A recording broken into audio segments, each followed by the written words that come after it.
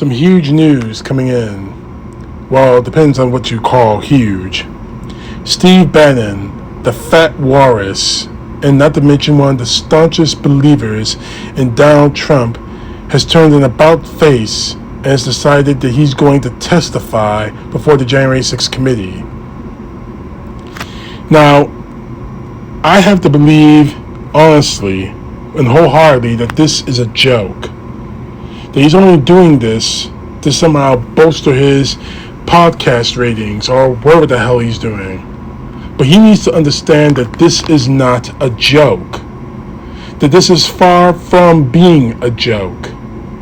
You lied to the committee under oath, and this is what he wants, not to mention the fact that he wants it televised, but you lie under oath to this committee, you're going to federal prison.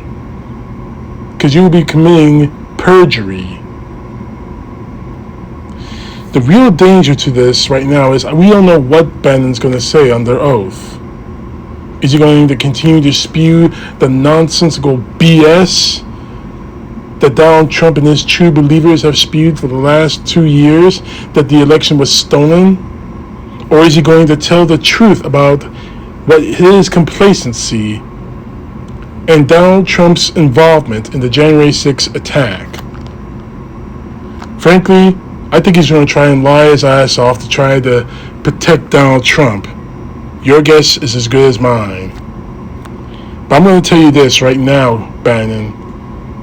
I don't trust you. And a lot of the Americans out here who want to see Donald Trump put in prison don't trust you. You screw us in the smallest possible way.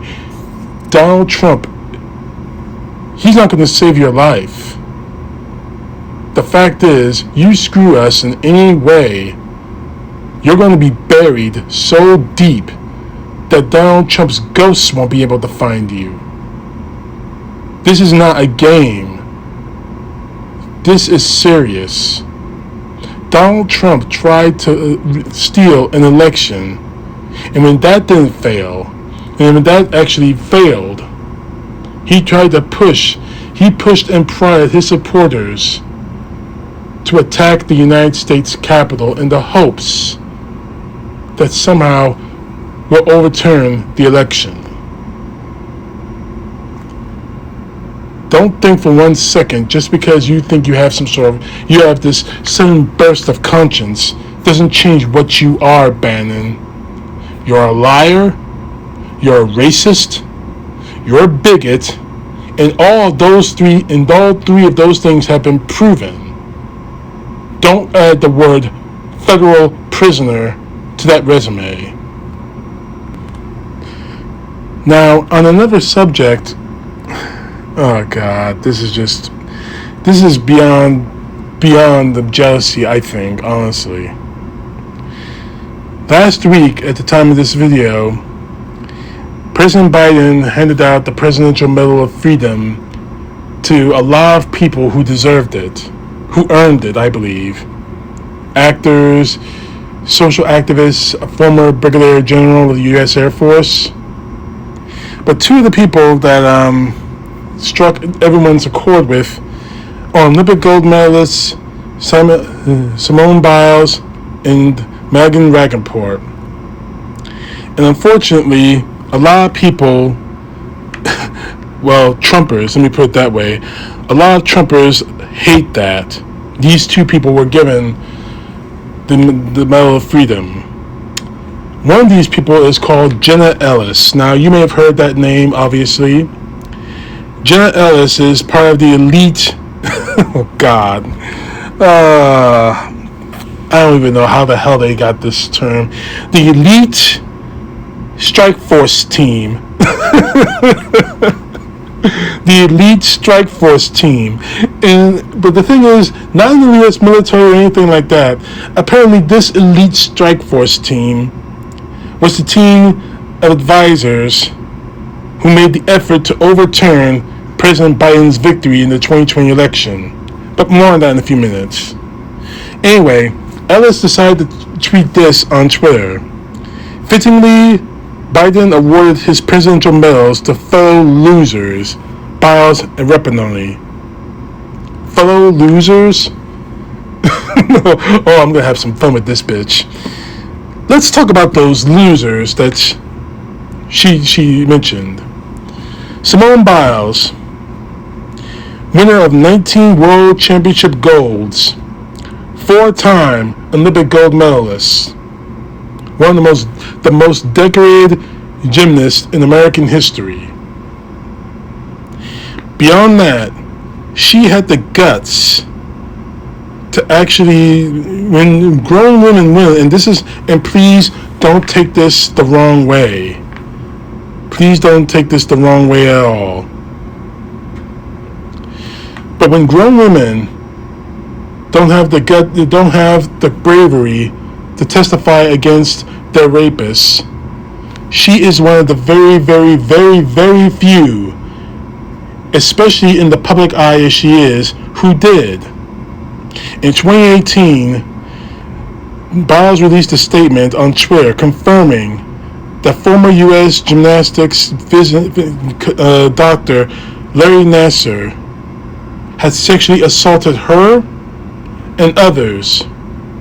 She even testified before the Senate Judiciary Committee.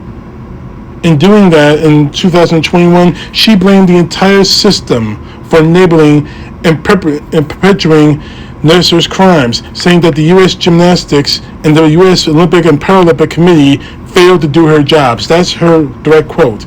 Failed to do their jobs. Other gymnasts in her Olympic team had testified with her.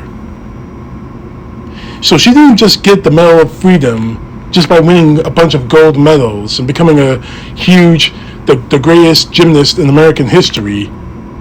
She had the guts to stand in front of the entire country, while a lot of people call her a quitter, call her a loser, and testified that she was raped, and testified that the governing body of that sport not only knew about it, but covered it up. That to me is a hero. Now let's look at Megan Rapinoe, 2-time World Cups champion. That's 2 more than any man in recent history, maybe in any of history, has ever done.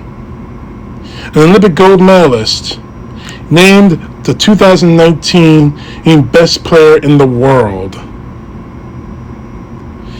But more to the point, she's an advocate for numerous LGBTQA organizations. She's a voice, and an important voice for the LGBTQ rights. Now, whether you agree or disagree with the LGBTQ doesn't matter in my book. It matters that they be treated as human beings and as Americans, and she is one of the loudest voices to that. That is why she was awarded the Medal of Freedom. And Jenna Ellis has the balls to call these 2 amazing people losers? Let's look at your record, Jenna. Strike Force Team Jenna. Strike Force Team. Oh, God. I still have to laugh at that. Anyway. The thing is, you filed and lost 63 lawsuits in the vain hopes of trying to overturn the Biden victory for the presidency in 2020. You failed because you failed to produce any kind of evidence that the election was rigged. You failed because you bought a bunch of bullshit that somehow the election was stolen from Donald Trump. And you also drafted 2 memos asserting the fact that then Vice President Mike Pence could change the results, which is, under the law, unconstitutional and, more to the point, not possible to do. And you have the nerve to call a woman, a young girl, who had the guts to say in the public eye that I was raped. You have the nerve to call a woman who is fighting for the rights of marginalized Americans because of sexual orientation. You have the nerve to call these two amazing people losers? Who the hell do you think you are? When I look at your record, you're the one who's a loser. You're the one who's a liar. And right now you're facing ethics complaints and calls for you to be disbarred because you bought the lie from Donald Trump. I see you as the loser, Ellis. You threw it all away for Donald Trump. The next time you ever want to call someone a loser, look in the mirror. If you can stand to see yourself see your face. The loser I see is stamped on your forehead, Ellis. Bowers and Rapinoni, they're the heroes. They're the real Americans. You, on the other hand, are nothing. CTP, know the truth. God bless. Peace to the left, justice to the right. Oh, one more thing.